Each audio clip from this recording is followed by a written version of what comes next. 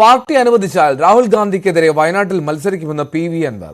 രാഹുൽ ഗാന്ധി കഴിഞ്ഞ തവണ വയനാട്ടിൽ മത്സരിച്ചത് അത് തെറ്റായ സന്ദേശമാണ് നൽകിയത്. കോൺഗ്രസ് കാണിച്ചത് കേരളത്തിലെ ജനങ്ങളോടുള്ള വഞ്ചനയാണ്. രാഹുലിന്റെ നേതൃത്വത്തിൽ കേന്ദ്രത്തിൽ സർക്കാർ രൂപീകരിക്കുമെന്ന് തെറ്റിദ്ധരിച്ചാണ് ജനങ്ങൾ അന്ന് UDFന് വോട്ട് ചെയ്തത്. ആ തട്ടിപ്പിത്തവണ ജനങ്ങളുടെ അടുത്ത് ചെലവാകില്ല എന്നും PV അൻവർ ന്യൂസ് 18ന്റെ Q18ൽ അഭിപ്രായപ്പെട്ടു.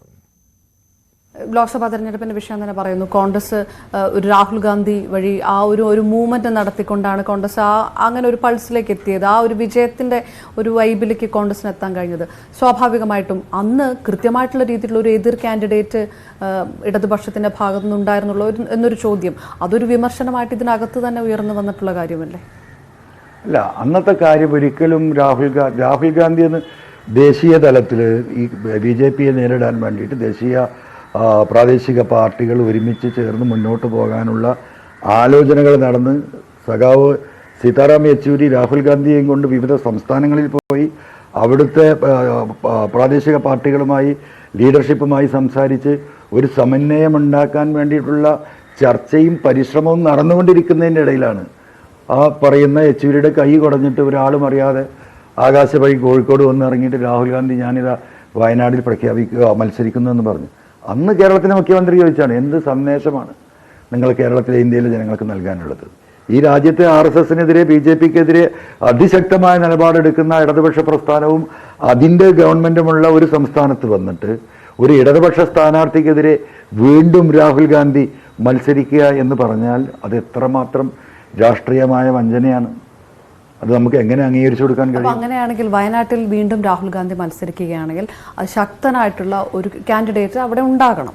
അതിനുള്ള ഒരു നീക്കം ഇടതുപക്ഷത്തിന്റെ ഭാഗത്തു നിന്ന് സ്വാഭാവികമായും കഴിഞ്ഞ പ്രാവശ്യത്തെ പോലെ അങ്ങ് എന്താ പറയുക എളുപ്പത്തിലെടുത്ത് എള്ളെറിഞ്ഞ് പോയി കളയാം എന്ന് രാഹുൽ ഗാന്ധിയും കോൺഗ്രസും വിചാരിക്കുന്നുണ്ടെങ്കിൽ ഇപ്രാവശ്യം അങ്ങനെ അങ്ങ് എള്ളെറിഞ്ഞ് പോകാനൊന്നും സാധിക്കില്ല. കേരളത്തിലെ കഴിഞ്ഞ 5 വർഷം മുമ്പ് കേരളത്തിലെ ജനതയുടെ മുന്നിൽ അവർ നടത്തിയ പ്രസ്താവനകൾ, ജനവഞ്ചനകൾ, എല്ലാ കാര്യങ്ങളും MP-മാർ പാർലമെൻറ്റിലെടുത്ത നിലപാടുകൾ ഇതെല്ലാം ഇന്ന് കേരളത്തിൽ ചർച്ചയാണ്.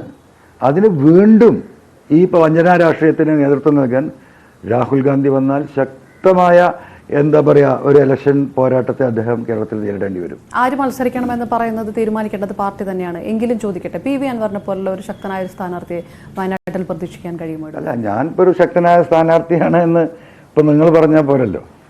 അത് പാർട്ടി എന്ത് തീരുമാനിക്കുന്നോ ആ തീരുമാനത്തോടൊപ്പം നിൽക്കുക എന്നത് മാത്രമേ സാധിക്കുള്ളൂ.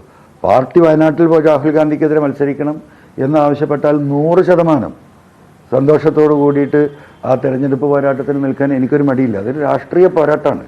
ഒരു വഞ്ചനാ രാഷ്ട്രീയത്തിനെതിരെ പ്രതികരിക്കുക എന്നത് ഒരു പ്രതികരണശേഷിയുള്ള ഏതൊരു എന്താ പറയുക മതേതര ജനാധിപത്യ വിശ്വാസിയുടെയും ഒരു ഉത്തരവാദിത്തമാണ്. ആ ഉത്തരവാദിത്തം ഏറ്റെടുത്ത് വയനാട്ടിൽ രാഹുൽ ഗാന്ധിക്കെതിരെ മത്സരിക്കണമെന്ന് പറഞ്ഞാൽ എനിക്കൊരു സെക്കൻഡ് അതിനെക്കുറിച്ച് ആലോചിക്കേണ്ട കാര്യമില്ല. ഞാൻ അതിൻ്റെ മുൻനിരയിലുണ്ടാവും.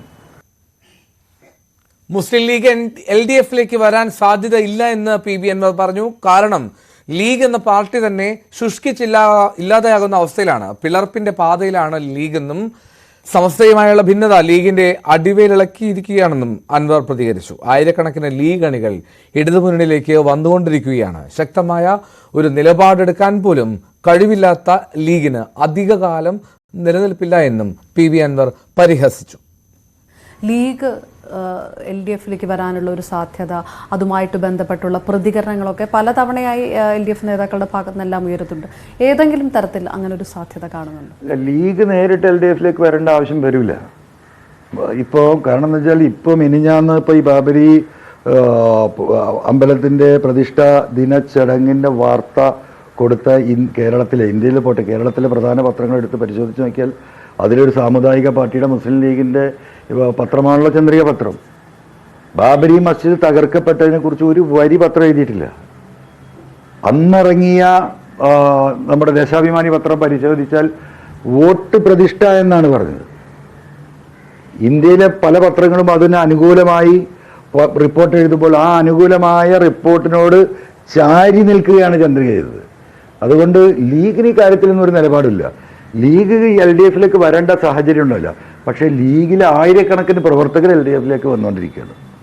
ഈ പോക്കാണ് ലീഗ് പോകുന്നതെങ്കിൽ ലീഗ് ഈ രീതിയിൽ ശുഷ്കിച്ചില്ലാതാവും. ഇപ്പോൾ ഏറ്റവും അവസാനം ഇപ്പം അതിൽ നടക്കുന്ന ജിഫ്രി തങ്ങളുമായിട്ടുള്ള വിഷയം ചെറിയ വിഷയമല്ല, വളരെ സീരിയസ് ആയ വിഷയം. എന്താണ് പാണക്കാട് ഹൈദരലി തങ്ങളും സാദിഖ് അലി തങ്ങളും ജിഫ്രി തങ്ങളുടെ ഇഷ്യൂ എന്താണ്? ഇത്തരത്തിലുള്ള കോൺഗ്രസിന്റെ അഴകുഴവൻ നിലപാടിൽ ഈ വർഗീയതയുമായി ബന്ധപ്പെട്ട് BJPയുമായി ബന്ധപ്പെട്ട് പാർലമെന്റിൽ വന്നിട്ടുള്ള ഏക സിവിൽ കോഡ് അടക്കമുള്ള ബില്ലുകളിലൊക്കെ മുസ്ലിം ലീഗ് എടുക്കുന്ന ഈ അഴകുഴവൻ നിലപാടിന് എതിരാണ് ജിഫ്രി തങ്ങൾ. അത് ശരി.